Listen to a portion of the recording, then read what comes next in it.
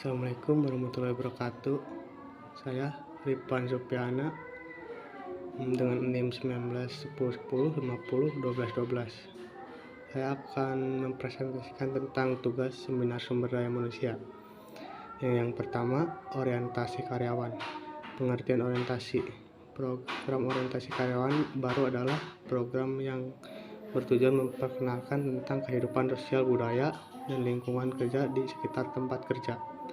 Berdasarkan yang ada, orientasinya biasanya diklarifikasikan menjadi dua, yaitu yang pertama, orientasi organisasi adalah memberitahu karyawan mengenai tujuan, riwayat filosofi, prosedur, dan pengaturan organisasi tersebut.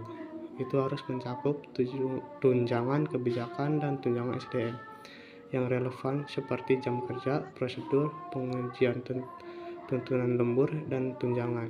Yang kedua, orientasi unit kerja adalah mengkabarkan karyawan itu dengan sasaran unit kerja tersebut, memperjelas bagaimana pekerjaannya menyumbang pada sasaran unit itu, dan mencakup perkenalan dengan rekan-rekan kerja barunya.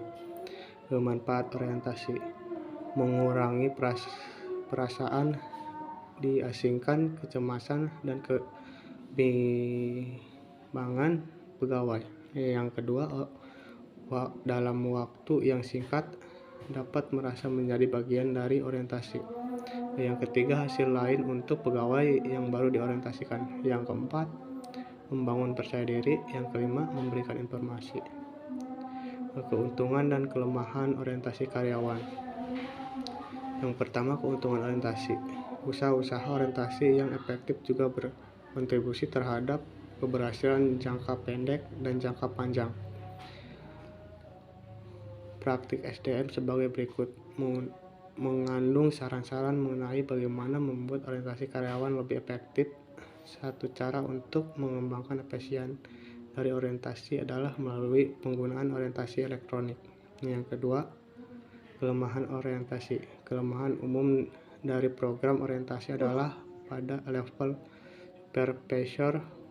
Walaupun bagaimana kepegawaian telah merancang program orientasi secara efektif dan juga melatih para supervisor tentang cara bagaimana melakukan orientasi pada bidangnya, namun seringkali mengalami kegagalan.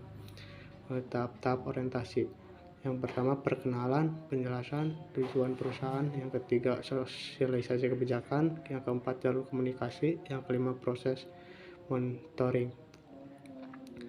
Bahan orientasi karyawan. Yang pertama, training untuk pengenalan profil perusahaan. Yang kedua, sejarah perusahaan. Ketiga, disiplin dan tata tertib. Yang keempat, prosedur penggajian. Yang kelima, struktur, orientasi, dan tanggung jawab. Jadi kesimpulannya, yaitu orientasi karyawan merupakan proses memperkenalkan karyawan baru ke pekerjaan, rekan kerja, tanggung jawab, serta tempat kerja mereka. Orientasi dapat dilakukan sebelum pekerjaan dimulai atau pada awal masuk kerjamu.